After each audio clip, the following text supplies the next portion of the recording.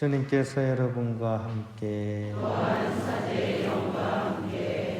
요한이 전한 거룩한 복음입니다.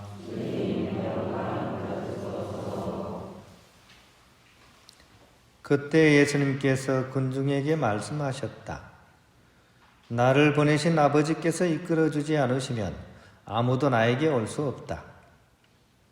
그리고 나에게 오는 사람은 내가 마지막 날에 다시 살릴 것이다.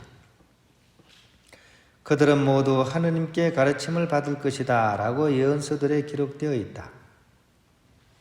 아버지의 말씀을 듣고 배운 사람은 누구나 나에게 온다. 그렇다고 하느님에게서 오니 말고 누가 아버지를 보았다는 말은 아니다. 하느님에게서 오니만 아버지를 보았다. 내가 진실로 진실로 너희에게 말한다. 믿는 사람은 영원한 생명을 얻는다. 나는 생명의 빵이다. 너희 조상들은 광야에서 만나를 먹고도 죽었다. 그러나 이 빵은 하늘에서 내려오는 것으로 이 빵을 먹는 사람은 죽지 않는다. 나는 하늘에서 내려온 살아있는 빵이다. 누구든지 이 빵을 먹으면 영원히 살 것이다. 내가 줄 빵은 세상에 생명을 주는 나의 살이다. 주님의 말씀입니다. 그리스도님 참여합니다. 평안을 빕니다. 며칠 전에 선교 분과에서 저한테 이렇게 질문을 하셨어요. 이제 슬슬 이제 가두 선교 좀 나가야 될 때가 안 됐습니까? 라고 그래서 얘기를 했습니다. 그래서 제가 글쎄요 라고 얘기를 했습니다. 그리고 조금 생각을 해보고 말씀드리겠습니다 라고 대답을 했어요. 그러고 나서 이제 제가 이제 결론적으로 드린 말씀은 하신다고 하는 것을 말릴 수는 없습니다. 대신 대대적으로 신자들을 다 동원해서 하지는 말고 분과에서 뭐 자체적으로 뭐 하신다면 또 하십시오. 이런 정도로 말씀을 드렸어요. 이제 그렇게 말씀드린 이유가 시기적으로 사실 지금 코로나19 상황 하에서 사실 많은 사람들이 지금 종교에 대해서 혐오증을 지금 가지고 있는 상황이에요. 그래서 오히려 막 이때 막 나서면 오히려 더 안 좋습니다. 막 신천지, 뭐 개신교 집회 등등으로 인해서 사람들이 종교에 대해서 굉장히 좀 혐오감을 가지고 있는 상황이고, 특히 또 우리 본당은 지금 지붕공사하고 공사 들어간 상황이라서 혹시나 왔다가 지붕보가 다시 돌아갑니다. 건축기금 내라 그럴까 싶어서 아마 그럴 겁니다.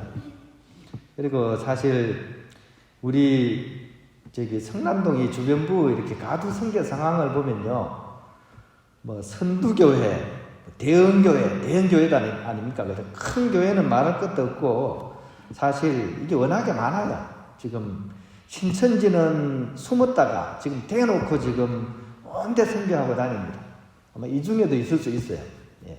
막 와서 뭔가를 또 막 사람들 이제 데리고 가려고 막 그럽니다. 그 다음에 또 이 근처에 또 하나님의 교회라고 또 있죠, 그죠? 여기서도 지금 뭐 길거리에서 대놓고 막 가두 선교를 합니다. 이제 좀 다른 점이라면 이 사람들은 옷도 잘 차려입고 또 말 주변도 좋고 젊고 예쁜 사람들이 조직적으로 선교를 해요. 근데 우리가 가두 선교하면 어떻게 될까요? 다 할머니들 동원되죠. 경쟁력이 있을까요, 없을까요? 경쟁력이 없습니다. 그러면 우리는 안 해야 되나? 하기는 해야 되지만 저는 방법이 좀 달라지지 않을까라고 생각을 합니다. 그리고 숫자 늘리기가 중요한 시대는 아닌 것 같아요. 제가 이제 사매를 하면서 처절하게 겪었습니다. 사매원들 숫자가 느는 게 결코 좋은 게 아닙니다. 엄한 사람 데리고 오면요, 그 사람 감당하는데 에너지 다 뺏깁니다. 한 사람, 머리 아픈 사람 오면요, 10사람이 고생합니다. 그보다는 차라리 숫자가 적어도 믿을 만한 사람, 선량한 사람 한 번 오는 게 좋습니다. 그러려면 그분을 접해본 사람이 좋습니다. 아무나 데리고 오는 게 아니고요. 접해보고 이렇게 신앙생활 잘 할 수 있는 사람 한 사람 데리고 오는 게 훨씬 낫습니다. 그렇게 하려면 어떻게 해야 될까요? 그 사람은 내가 성당에 가자 그러면 무엇을 믿고서 올까요? 그 말마디 보고서 올까요? 그렇진 않겠죠. 나의 인간 됨됨이, 평소에 내 인격을 보고서 성당 다닐만 하구나 하면서 온다는 얘기죠. 그러면 결론은 뭡니까? 우리의 선교의 대상은 1차적으로 누굽니까? 가장 1차적으로 나입니다. 나는 어떤 사람이냐 하는 거죠. 제가 이 자리에서 잘나고 못나고 이걸 얘기하는 게 아닙니다. 능력이 있고 없고를 얘기하는 게 아닙니다. 오늘 복음이 얘기하는 것처럼, 오늘 독서가 얘기하는 것처럼 내가 정말 성령이 함께하는 사람인가 하는 게 관건이라는 얘기예요. 내가 과연 성령이 함께하는 사람인가? 오늘 독서에 보면 그죠? 빌립보 사도가 나오죠, 그죠? 이 사람 어떤 분입니까? 말주변도 사실 별로 없었고 뚜렷하게 남한테 내세울 것도 없었던 분이잖아요. 심지어 어떻습니까? 예수님이 돌아가실 때 자리 꿋꿋이 시켰습니까? 도망갔던 사람이죠. 부활하시고 나서도 어떻습니까? 무서워가지고 그 다락방에 꼭 숨어있던 분 아닙니까? 그죠? 근데 이분이 완전히 달라진 모습으로 오늘 독서에서 등장을 합니다. 확신에 찬 말씀을, 그것도 고관을 만나가지고, 그죠? 확신에 찬 얘기를 지금 자신있게 하고 있습니다. 고난과 위협을 뚫고 나오는 생기 충만의 말씀을 지금 선포를 하고 있는 거죠. 어떻게 해서 이것이 가능했을까요? 나의 능력에 기대고 있지 않은 것이 이 변화의 핵심입니다. 이 독서를 읽어보면요, 성령께서 계속 이끌고 가는 그 얘기가 전개가 돼요. 그죠? 그리고 오늘 복음 말씀 중에 나를 보내신 아버지께서 이끌어주지 않으시면 아무도 나에게 올 수 없다라는 이 예수님의 말씀처럼 오늘 사도는 이 말씀에 기대어서 이렇게 그 많은 사람들에게, 심지어 자신을 박해하려는 사람이나 또 복음을 받아들이지 않는 사람에게도 아랑곳 없이 누가 뭐라고 하든지 복음을 이렇게 꿋꿋이 증언을 하고 있습니다. 이 부분을 우리가 이렇게 명확히 이렇게 짚어낼 수 있어야 됩니다. 먼저 나 자신과 부활하신 주님과의 그런 만남을 통해서 성령 충만을 하루하루 살아갈 수 있어야 됩니다. 이게 되는 사람만이 온전히 복음 선포를 할 수가 있습니다. 그리고 선교는 어떤 목적성 때문이 아니라 지금 신천지나 하나님 교회나 이런 데는 어떻습니까?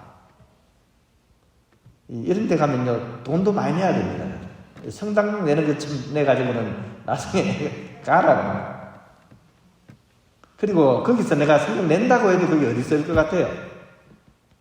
진짜 가난한 사람들에게 내가 내는 그 헌금이 필요한 곳으로 흘러 들어갈까요? 아마 거의 다 세력 확장하는 데 쓸 겁니다. 교회를 키우고, 그죠? 교회 건물만 점점 커져갈 겁니다. 기업화되었기 때문이죠. 어떤 그런 목적성 때문에 선교를 하는 것이 아니라 우리의 선교 목적은 한마디로 이웃 사랑의 의미입니다. 내가 이웃을 너무나 사랑하기 때문에 그 사람과 함께하고 싶은 그런 마음으로 선교가 돼야 되는 거죠. 친구가, 그죠? 야, 친구야, 저기 가면 재밌는 거 있어. 우리 같이 놀자 하면서, 그죠? 아이들 순수한 마음으로 손잡고 오잖아요. 그죠? 같이 놀기 위해서. 재밌으니까. 그런 의미로서 이 선교가 이루어져야 되는 거죠. 그래서 오늘 복음 말씀은 우리로 하여금 우리의 그런 복음 선포, 선교의 삶이 어디에 기반을 두어야 하는지를 이렇게 잘 이렇게 독서와 복음이 잘 일러주시는 것 같습니다. 우리가 선교를 하기 전에 우선 먼저 해야 될 것은 조금 전에 말씀드린 것처럼 우선 우리 스스로가 주님과의 만남을 통해서 성령 충만의 삶, 기쁨의 삶, 참된 행복의 삶을 살아갈 때 그것이 흘러 넘쳐서 결국 복음 선포로 이어진다는 사실을 우리가 꼭 기억했으면 좋겠습니다.